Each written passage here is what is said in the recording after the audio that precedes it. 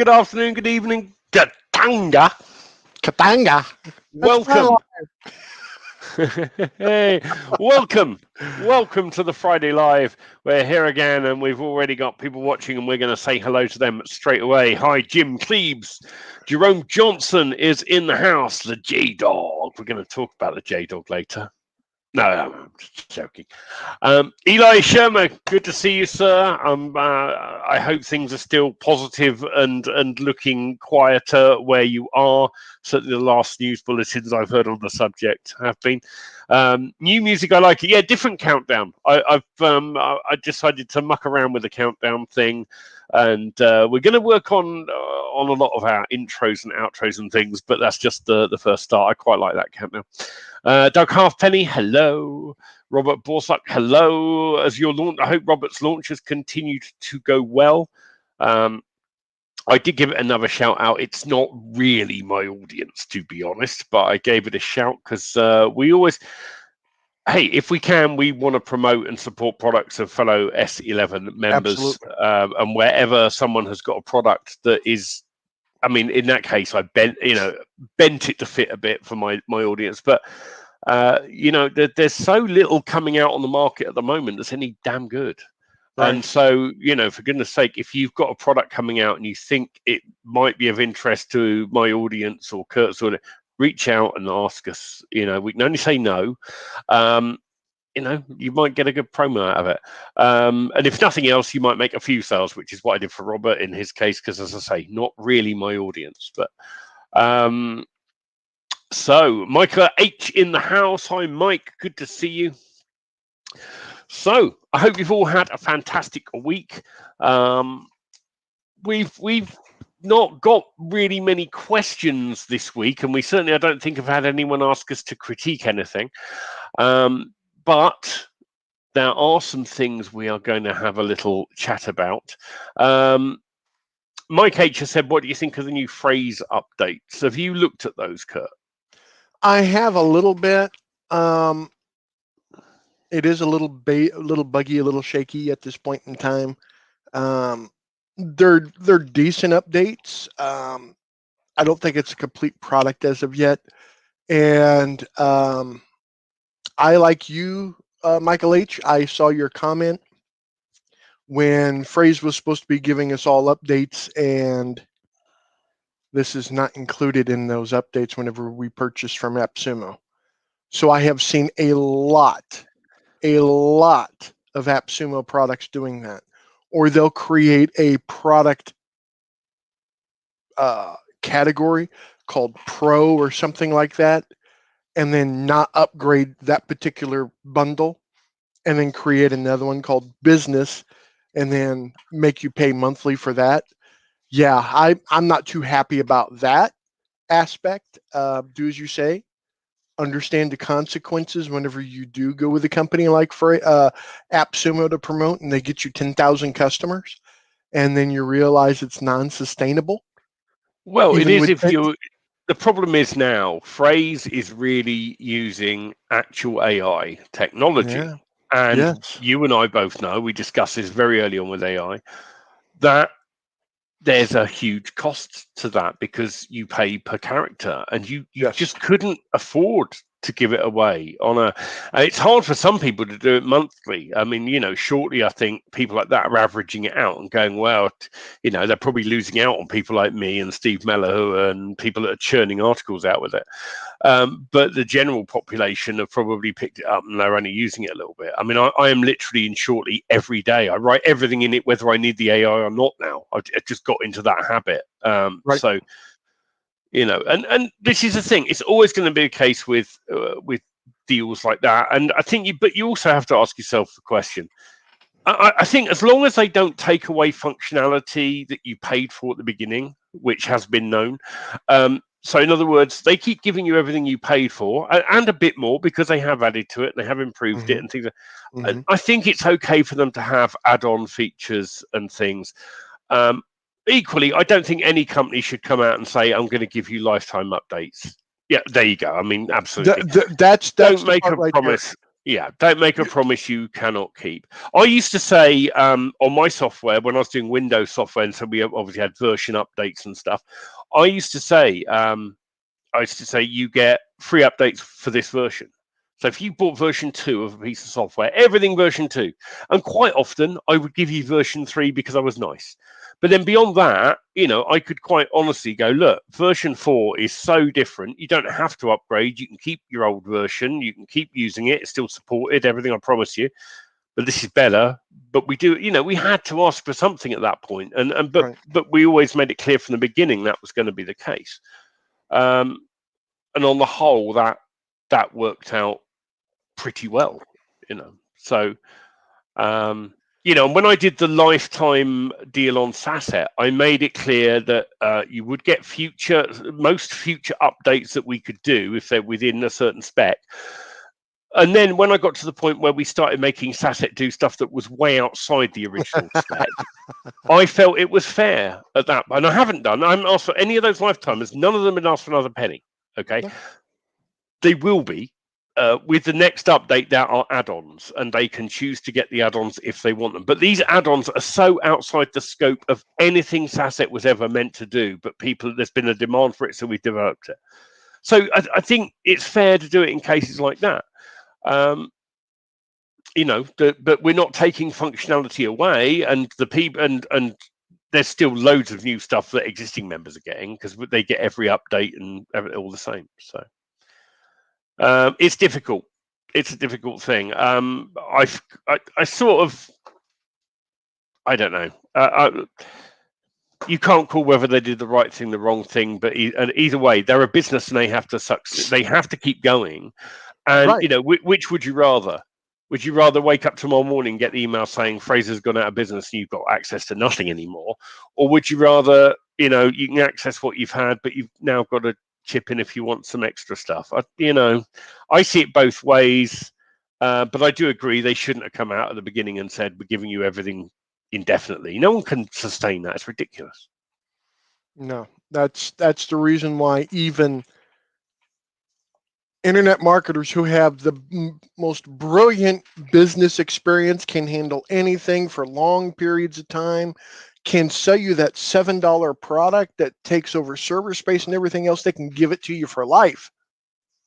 Said no one ever, besides the people who are selling it to you. Yeah, I think I think it's a good company. I just think that they bit off way too much more than they could chew. And they're realizing we can't pay for AI and for the existing services that we're giving you for the flat amount.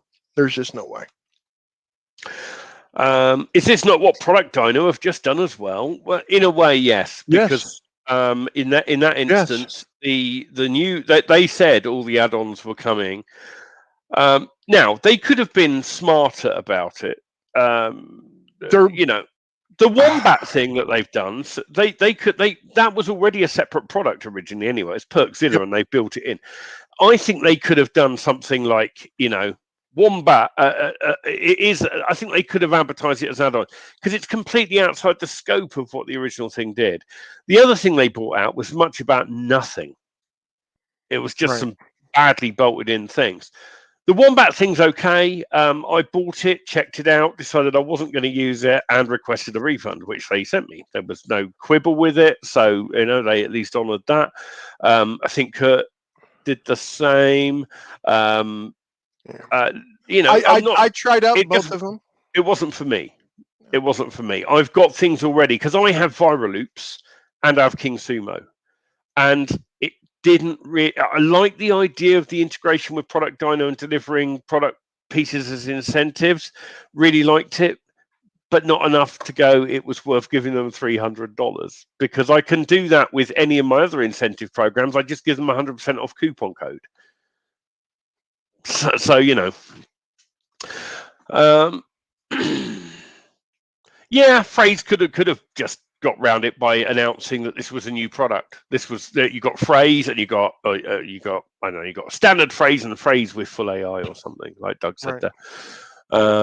So there we go. Oh, anniversary for Doug, eh? Congratulations. 32 years with his mum.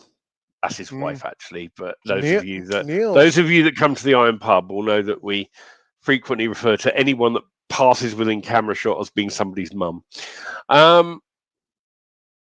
So let's have a look at what else we got in the comments before we say goodbye to people in the Moneymakers group, because we want to talk about some other stuff which I'm afraid isn't gonna be for their ears. So, you know, if you're watching over in the Moneymakers group and you're a member of Society 11, well, slap yourself around the face, you're watching the wrong place. If you're in the Moneymakers group and you're not a member of S11, why the heck not? You have no idea all the good stuff you're missing.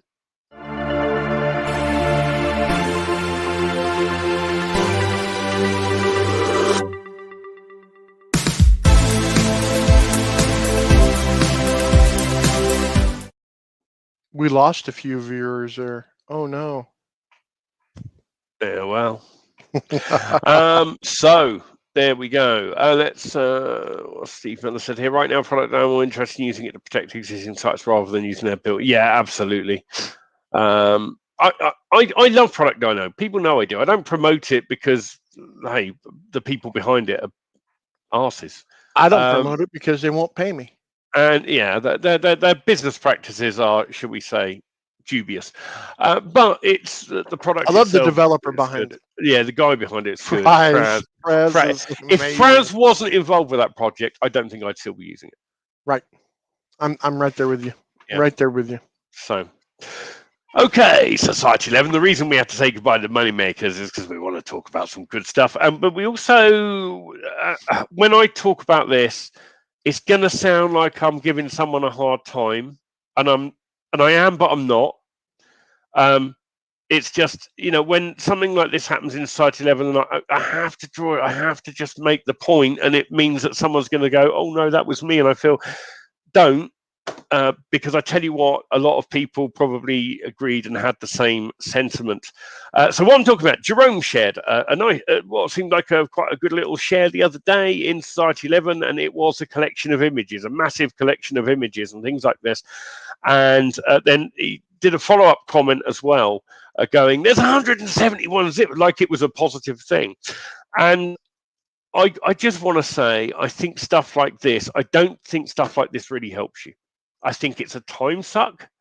So let's talk about why. Number one, if I need an image for a website or a project I'm working on, what do?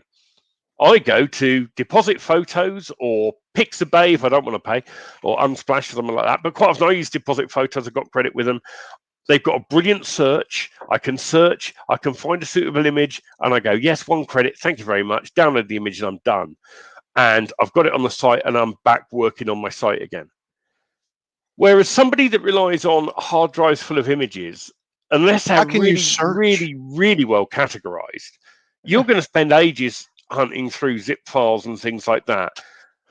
Just the time it takes to download and store and unzip 171 zip files and look through them. I mean, that to me is your afternoon gone. I had one afternoon, dozens of afternoons. Now, because if you're categorizing, yeah. We did download 1 or 2 packs, though, didn't we, Kurt? We downloaded the very last one because I figured it would be the smallest. I was wrong. This one's the smallest. The last one is 300 meg in size. And out of that 300 meg, have we found anything in there that we considered would be actually usable in a project? No, they're all previews. There you go. And not only that, I come in here and look at the preview and go into preview 21-1, and I'll drag this over. This is it. And but even if you had those any better, I mean, what demand, honestly? I mean, are you really going to say you couldn't find an image of a pair any other way?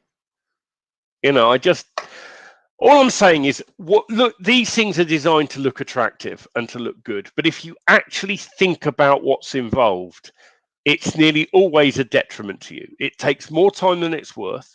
Doesn't really save you any money. Because if you're designing something, even if you don't want to have an account with Deposit Photos and put credits on it, even if you don't want to have an account with FreePick and pay their $100 a year annual. Even if you don't want those things, and you want to just, you've got Unsplash and Pixabay. I mean, that's just two. On my blog, if you go to my blog, there's a list of 60 other sites that all have completely commercially free, royalty free, do what you want, no restriction images. That, and here's the most important thing, you're definitely not going to get in trouble for using, because they're coming from reputable sources. If any one of these images has slipped through the net and you get a DMCA takedown and a fine, you are never going to be able to defend yourself by going, oh, well, I got it in a big pack of 171 zip files from Shareware R Us. That you're just going to get laughed at, I'm afraid. It's a shame. Kurt and I really want to see the big image of number 860, because it does look like a meerkat with an enormous schlong. Yeah. Anyway. But all I'm saying is, be careful of these things. They lure you in. And, I see Jerome was talking a couple of weeks ago saying, I've got a product, I'm hopefully going to get it out next week. And no, I might be wrong, but I don't think he's got it out. And when you look at that, you go, I'm not surprised. You probably lost 2 days looking for a bunch of images you're never going to use. Right. And here's the thing. Even when you're using Pixabay, even when you're using Unsplash, do your due diligence. Look at it. Whenever you pull up the image on there, you'll see the license information over on the side. Screenshot that. Then download the image if you're going to use it. Deposit photos the exact same way. I don't care where you get your photos from, even if you buy them. Do these steps. The reason being is, you want to know how expensive it can be? Ask Neil. Yeah, how much of a time suck it's going to be. Yeah, and I've got, the reason I know about this is I've got a friend in America who 10, 15 years ago got one of those letters, tried to contest it, got nowhere, ended up settling out of court and giving Getty Images 2,000 or 3,000, which was nowhere near what they were chasing. Right. But I can't tell you how many sleepless nights he had, how many phone calls I had where he was stressing because he thought, he was like, if they take me to court, I'm ruined. I can't afford the legal fees like their as good as their solicitors. I can't do this. They're going to bankrupt me. Right. And I was like, settle, find out what you can do, negotiate, go to them, say it was a mistake and you'll pay them something, do whatever. Eventually he got off lightly compared to a lot of people. Yeah. I don't know what Neil's outcome was, but it's really good, and they don't get you know, you can go, oh, but I got it in a pack I downloaded from a. It's not a defense. It's not a defense. It's not. However, doing your due diligence goes a long way. Oh, if you go, hey, well, I downloaded this image from this site and they gave me this license and I screenshot the terms and I've done everything I can. In other words, go pursue them. I will cease and desist and take the image down right away. And job's done. You're going to find a far higher time arguing it if you got it in a huge pack off some cheap or free deal. I think exactly. Now, those images might all be fine, but even so, do you really want to spend the time going through them, and do you really want to take that risk?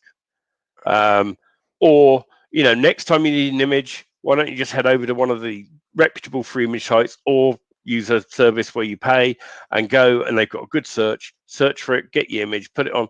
You're done in minutes instead of hours of trawling through stuff. So this is this whole illustration of things that can be a false economy in your business.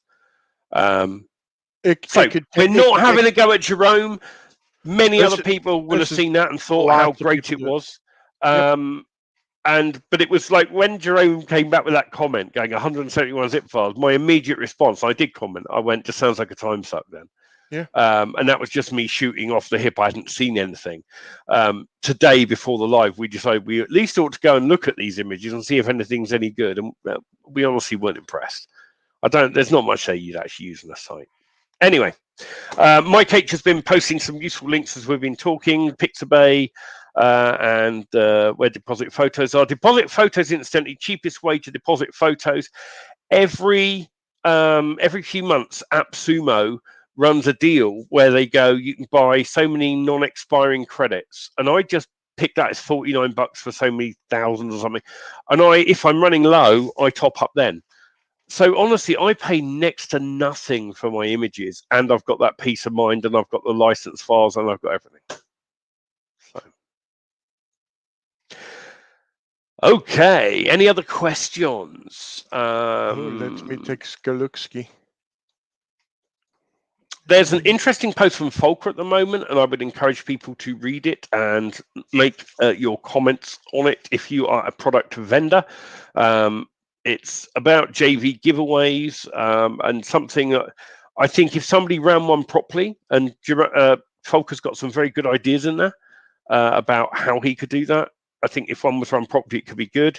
It's also worth reading that thread just for Ralph George's brilliant comment about the last one he took part in, which made me laugh out loud.